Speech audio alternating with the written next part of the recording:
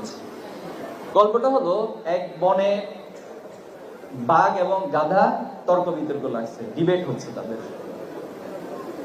তো ডিবেটটা হলো যে ঘাসের রং সবুজ না হলুদ, এটা নিয়ে অনেক তর্ক বিতর্ক।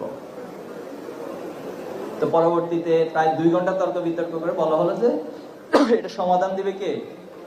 সিংহ, বনের রাজা, মানে বনের যিনি কর্তা, রাজা, তার কাছে যেতে হবে। তো বাঘ এবং গাধা সিংহের কাছে আসলো, মহারাজ একটা বিচার নিয়ে এসেছে। সরি, কি বিচার?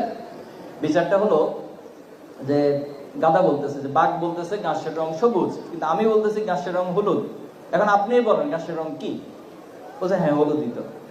হ্যাঁ আলহামদুলিল্লাহ, তাহলে এখন বিচার করেন, এতক্ষণ যে তর্ক বিতর্ক করলো আপনি তাকে শাস্তি দেন।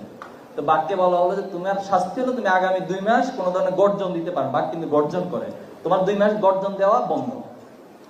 এবার গাধা